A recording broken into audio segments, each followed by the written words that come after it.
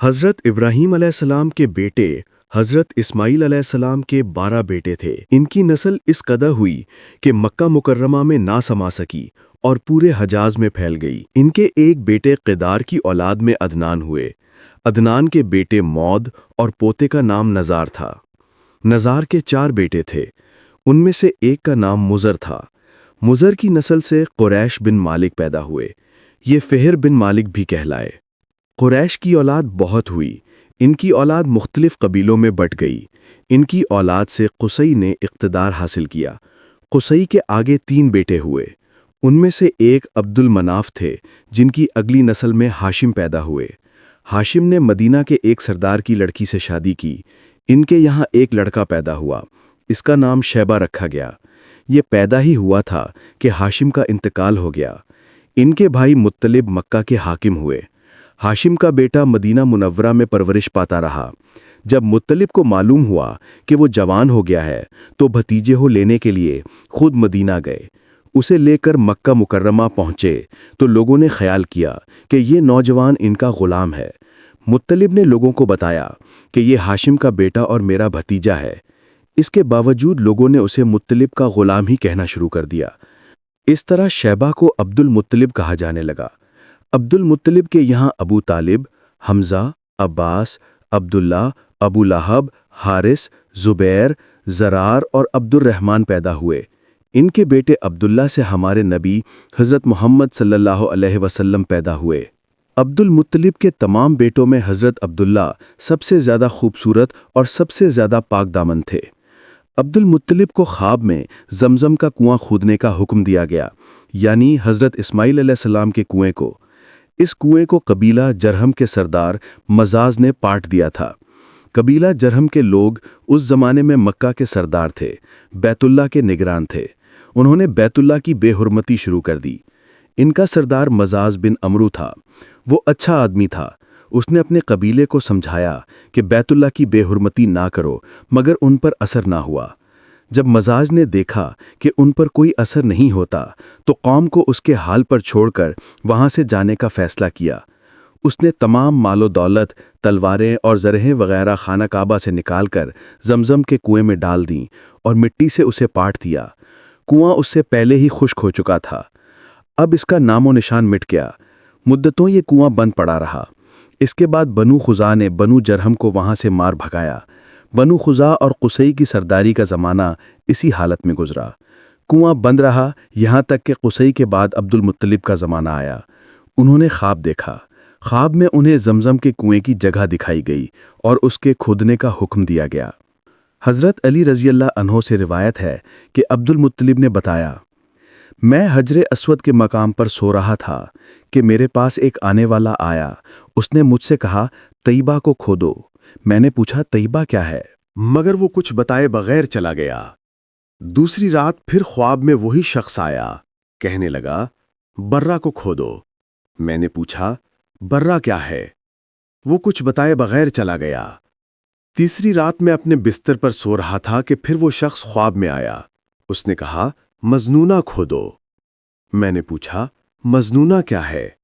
वो बताए बगैर चला गया। इससे अगली रात मैं फिर बिस्तर पर सो रहा था कि वही शख्स फिर आया और बोला, जमजम खोदो। मैंने उससे पूछा, जमजम क्या है?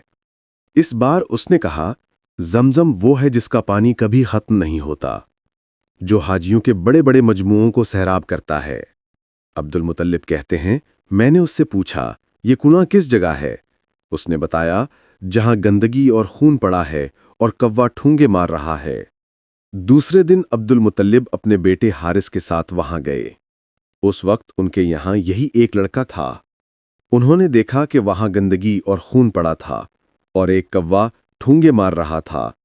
इस जगह के दोनों तरफ बुत मौजूद थे और ये गंदगी और खून दरअसल उन बुतों पर कुर्बान किए जाने वाले जानवरों का था। पूरी निशानी मिल गई तो अब्दुल मुत्तलिब कुदाल ले आए और खुदाई के लिए तैयार हो गए। लेकिन उस वक्त कुरैश वहां आ पहुंचे। उन्होंने कहा, अल्लाह की कसम, हम तुम्हें यहां खुदाई नहीं करने देंगे। तुम हमारे इन दोनों बुतों के दरमियान कुआं खोदना चाहते हो, जहां हम इनके लिए कुर्बानियां करते हैं। अब्दुल मुत्तलिब ने उनकी बात सुनकर अपने बेटे हारिस से कहा, تم ان لوگوں کو میرے قریب نہ آنے دو، میں کھدائی کا کام کرتا رہوں گا، اس لیے کہ مجھے جس کام کا حکم دیا گیا ہے میں اس کو ضرور پورا کروں گا۔ قریش نے جب یہ دیکھا کہ وہ باز آنے والے نہیں تو رک گئے۔ آخر انہوں نے کھدائی شروع کر دی۔ جلد ہی کنویں کے آثار نظر آنے لگے۔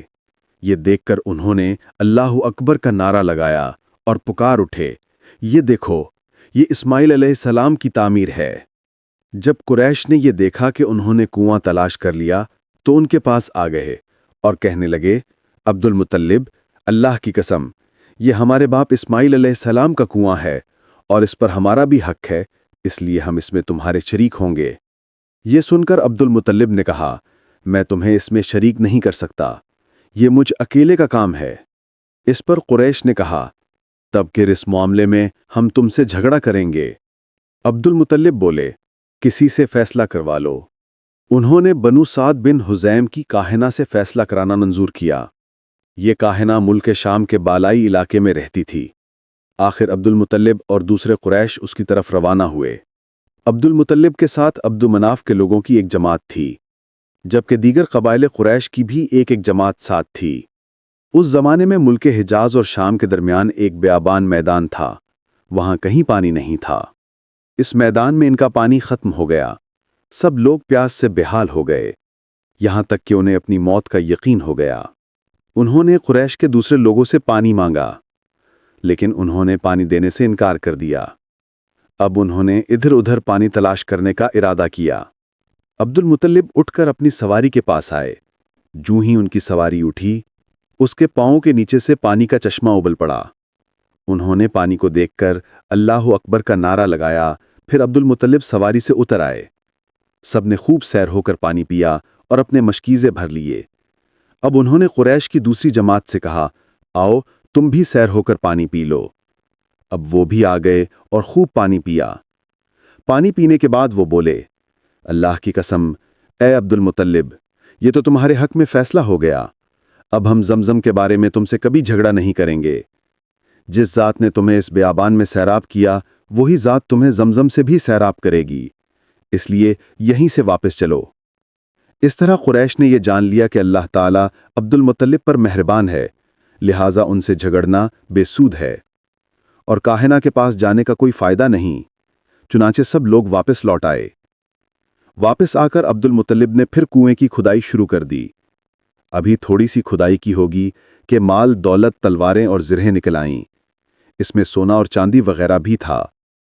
یہ مال دولت دیکھ کر قریش کے لوگوں کو لالچ نے آ گھیرا۔ انہوں نے عبد المطلب سے کہا، عبد المطلب، اس میں ہمارا بھی حصہ ہے۔ ان کی بات سن کر عبد المطلب نے کہا، نہیں، اس میں تمہارا کوئی حصہ نہیں، تمہیں انصاف کا طریقہ اختیار کرنا چاہیے۔ آؤ پانسے کے تیروں سے قرعہ ڈالیں۔ انہوں نے ایسا کرنا منظور کیا۔ 2 تیر کعبے کے نام سے رکھے گئے، 2 عبد المطلب کے اور 2 قریشیوں کے باقی لوگوں کے نام کے۔ پانسا پھیٹا گیا تو مال اور دولت کعبے کے نام نکلا، تلواریں اور زرہیں عبد المطلب کے نام، اور قریشیوں کے جو تیر تھے وہ کسی چیز پر نہ نکلے۔ اس طرح فیصلہ ہو گیا۔ عبد المطلب نے کعبے کے دروازے کو سونے سے سجا دیا۔ زمزم کی کھدائی سے پہلے عبد المطلب نے دعا مانگی تھی کہ اے اللہ، اس کی کھدائی کو مجھ پر آسان کر دے، میں اپنا ایک بیٹا تیرے راستے میں ذبح کروں گا۔ اب جب کہ کنواں نکل آیا تو انہیں خواب میں حکم دیا گیا کہ اپنی منت پوری کرو، یعنی ایک بیٹے کو ذبح کرو۔